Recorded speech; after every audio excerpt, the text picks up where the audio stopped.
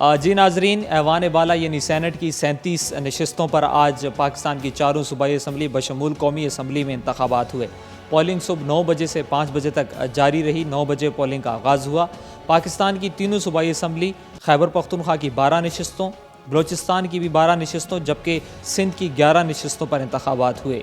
पंजाब की नशस्तों पर पहले ही सेनेटर बिला मुकाबला मुंतखब हो गए थे, जबकि कौमी असम्बली की 2 नशस्तों पर इंतखाब हुआ, जिसमें जनरल नशस्त और साथ ही ख़वातीन की नशस्त भी शामिल थी। जनरल नशस्त पर पाकिस्तान तहरीक इंसाफ के नामजद करदा उम्मीदवार वज़ीर ख़जाना अब्दुल हफीज़ शेख, जबकि उनके मद्दे मुकाबिल पाकिस्तान डेमोक्रेटिक मूवमेंट के मुश्तरका उम्मीदवार साबिक़ वज़ीर आज़म सैयद यूसुफ रज़ा गिलानी थे।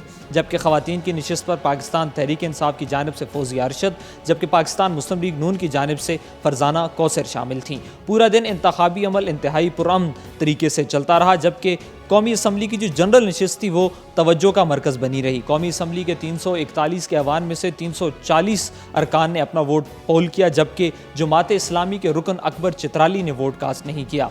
इसी दौरान शहरयार आफरीदी, जिनका ताल्लुक हुक्मरान जमात पाकिस्तान तहरीक इंसाफ से था, उनका वोट भी रिजेक्ट हुआ। जबकि जरताज गुल के मुतालिक भी ये राना सनाउल्लाह का दावा था और इमरान खान के वाले से भी राना सनाउल्लाह का ये दावा था कि उन्होंने भी वोट अपना सही तरीके से कास्ट नहीं किया, उनके वोट भी मुस्तरद हुए हैं। इसी तरह बलोचिस्तान असम्बली के जो 65 अरकान थे, उन्होंने अपना वोट कास्ट किया।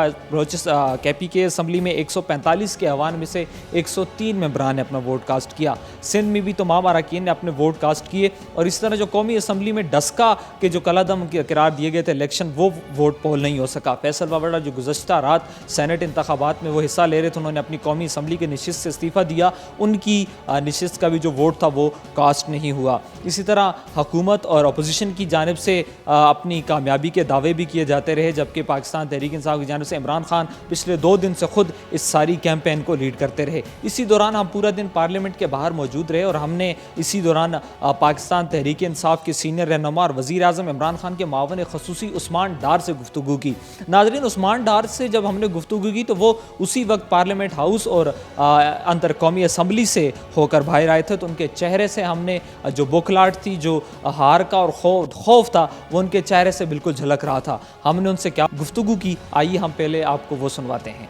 डॉक्टर साहब, मैं पूछना चाहूँगा कि शहरयार आफरीदी का वोट रिजेक्ट हो गया, उसके बाद अभी जरदाद का ये इतलात आ रही है उनका वोट रिजेक्ट हो गया। क्या आपने मेंबरान असम्बली को इस हवाले से आगाह नहीं किया था? शहरयार आफरीदी साहब और फिर जरदाद साहब मिनिस्टर हैं और उनके वोट रिजेक्ट हुए। देखिए, शहरयार आफरीदी से मेरी खुद बात हुई है। उन्होंने कहा है कि वोट डालने से पहले मैंने उनसे ज़रूर तरीक़ेकार का पूछा है, लेकिन उन्हें उस तरह बताया नहीं जा सका कि किस तरह मार्क करना है वोट को। और उन्होंने खुद ही जब उन्हें अंदाज़ा हुआ कि वो उन्होंने साइन कर दिए हैं, तो ख़ुद उन्होंने प्राइम मिनिस्टर को भी आगाह किया और जो भी इलेक्शन कमीशन के अंदर लोग मौजूद हैं, रिटर्निंग ऑफिसर्स, उनको भी उन्होंने बताया। और हम यही उम्मीद करते हैं, चूँकि बदनीति पे मबनी नहीं था, तो शहरयार आफरीदी का वोट वो एक्सेप्ट भी किया जाएगा और होना भी चाहिए। जब एक कैंडिडेट खुद बता रहा है कि गलती से उन्होंने सिग्नेचर्स कर दिए हैं। लेकिन दूसरी तरफ कम से कम हमें ये भी खुशी है कि आज सेनेट इलेक्शन होने जा रहे हैं।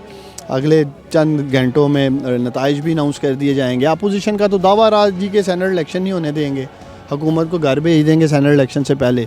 तो आज हुकूमत भी मौजूद है, सेनेट में खुद वोट भी डाल रही है अपोजिशन, ना इस्तीफ़े दिए, अलबत्ता जो कह रहे थे जी हम इस्तीफ़े देंगे। और इंशाल्लाह ताला हुकूमत अपना वक्त पूरा करेगी। 2023 में अपना परफॉर्मेंस स्कोर कार्ड लेकर अवाम में जाएंगे और 2023 के इंतखाबात में पाकिस्तानी फ़ैसला करेंगे कि अगली हुकूमत किसने देना। सर, KP असम्बली में और फिर वफाक में अगर आपके अरकान असम्बली वफादारियाँ तब्दील करते हैं, तो क्या इमरान खान और पाकिस्तान तहरीक इंसाफ उन्हें पार्टी से डी सीट करने के लिए सोचेगी? देखें, सोचेगी क्या, हमने करके दिखाया है। 20 MPAs पिछले सेनेट इलेक्शन में आपके सामने वाहिद पार्टी है पाकिस्तान तहरीक इंसाफ जिन्होंने उन्हें पार्टी से फ़ारग किया।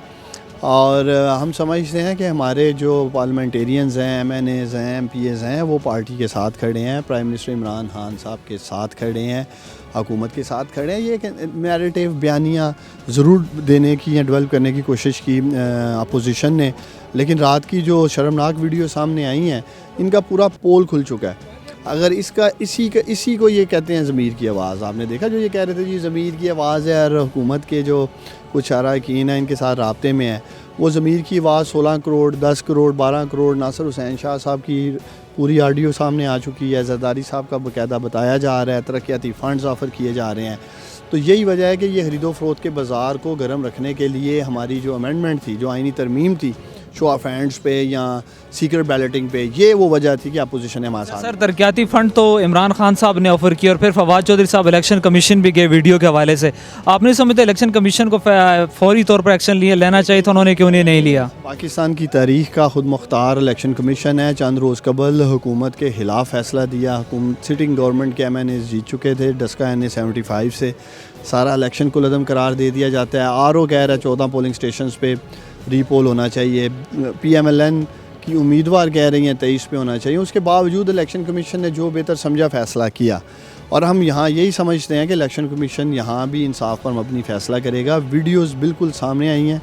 इन्हीं वीडियोस की बुनियाद पे NA 75 का इलेक्शन भी कुलअदम करार दिया गया। वो एक प्रूफ थे जो हमने भी देखे कि जी यहाँ कुछ धांधली की गई है या लोगों को वोट डालने से रोका गया। तो अब मैं समझता हूँ कि ये टेस्ट केस होगा इलेक्शन कमीशन ऑफ पाकिस्तान के लिए भी, चूँकि वीडियो सामने आ चुकी है। और अली मूसा गिलानी को वैसे डिस्क्वालीफाई कर देना चाहिए। वो खुद भी सूबाई असम्बली का हिस्सा है, जहाँ तक मुझे याद है। जी नाजरीन, पूरा दिन हमने लम्हा ब लम्हा आपको बाखबर रखते रहे पार्लियामेंट हाउस से। जिस तरह से सुबह 9 बजे से इलेक्शन का इंतखाबात का आगाज़ हुआ और शाम 5 बजे ये पोलिंग अपने अख्तिताम को पहुंची। अब से थोड़ी देर पहले जो है वो नताइज का सिलसिला आना शुरू हो चुका है तीनों सूबाई असम्बली से, जिसमें बलूचिस्तान असम्बली से अब्दुल गफूर हैदरी, अब्दुल कादिर, ये जो प्रोमिनेंट नाम थे, अब्दुल कादिर थे, वो भी मुंतखब हुए। इसी तरह बाप पार्टी के सरफराज बुगटी भी मुंतखब हो गए हैं। इसी तरह सिंध से शीरी रहमान साहिबा जो हैं वो भी सेनेटर मुंतखब हुई। KPK असम्बली से भी सेनेटर्स जो नताइज जो हैं उनके आना शुरू हो गए हैं। इसी तरह जो मेन सीट थी, जो तवज्जो का मरकज़ थी विफाक में, जनरल नशिस्त इस शहर इक़्तिदार इस्लामाबाद से, जहाँ पाकिस्तान तहरीक इंसाफ के वज़ीर ख़जाना अब्दुल हफीज़ शेख, जबकि उनके मद्दे मुकाबिल पाकिस्तान डेमोक्रेटिक मूवमेंट के मुश्तरका उम्मीदवार सैयद यूसुफ रज़ा गिलानी के दरमियान कांटे का मुकाबला मुतवक्किल था। और इसी तरह हुआ कि ये मुकाबला जो था, जिसमें काफ़ी सनसनी थी, जिसकी इलेक्शन कैंपेन आसिफ अली जरदारी, जबकि वज़ीर आज़म इमरान खान और जितने भी PDM के सीनियर तरीन रहनुमा थे वो खुद इसको चला रहे थे। अब से थोड़ी देर पहले यह नतीजा आया कि बिलाखिर साबिक वज़ीर आज़म यूसुफ रज़ा गिलानी ने पाकिस्तान तहरीक इंसाफ के वज़ीर ख़जाना और पाकिस्तान तहरीक इंसाफ के जनरल नशिस्त पर इस्लामाबाद से उम्मीदवार अब्दुल हफीज़ शेख को महज 5 वोटों से शिकस्त दे दी है। अब्दुल हफीज़ शेख ने 164 यानी 164 वोट हासिल किए, जबकि उनके मद्दे मुकाबिल फाते उम्मीदवार यूसुफ रज़ा गिलानी ने 169 वोट हासिल किए। याद रहे कि अब तक 6 वोट मुस्तरद हो चुके, जिसमें हुक्मरान जमात के 6 वोट मुस्तरद हुए। इसमें शहरियार आफरीदी, जरताज गुल और बाकी मेंबरान का भी नाम नहीं आ सका, जो कि वाज़ेह हैं। शहरियार आफरीदी ने याद रहे कि अपना बैलेट जो है दोबारा इशू करवाने के लिए इलेक्शन कमीशन और मौजूदा जो अमला था वहाँ पर प्रिजाइडिंग ऑफिसर, उनको दरख्वास्त भी दी, लेकिन दरख्वास्त मुस्तरद की गई और यूँ शहरियार आफरीदी का वोट भी वहाँ पे कास्ट नहीं हो सका। और वज़ीर आज़म इमरान खान ने उस पर सख्त बरहमी का इजहार किया। याद रहे कि ये पाकिस्तान की तारीख़ में पहली बार हुआ है कि हुक्मरान जमात जो कि रूल कर रही थी, उसको सेनेट में और कौमी असम्बली में शिकस्त हुई और यूँ उनके जो उम्मीदवार थे वो महज 5 वोटों से ये इलेक्शन हार गए। जब यूसुफ रज़ा गिलानी जो साबिक वज़ीर आज़म भी थे, उनको ये एजाज़ हासिल है कि वो पहले सेनेटर हैं जो कि साबिक वज़ीर आज़म भी रह चुके हैं और आज जो है वो सेनेट से मुंतखब भी हो गए।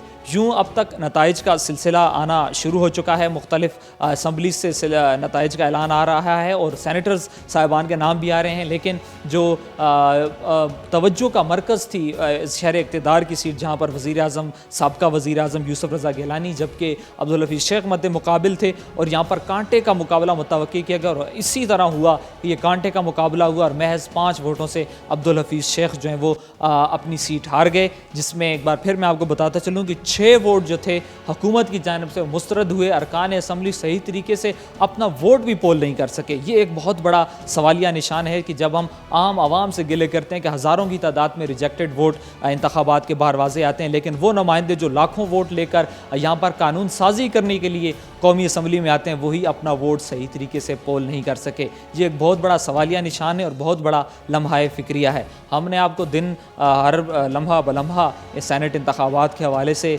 बाखबर रखा और आपको हर नए आने वाली जो सूरत हाल थी उससे आगाह किया, और अब तक हमने आपको अब तक के जो नताइज थे उनके हवाले से भी आपको आगाह किया। तो अपने नुमाइंदे सरदार ओवैस को साफ डिजिटल के साथ दीजिए इजाज़त।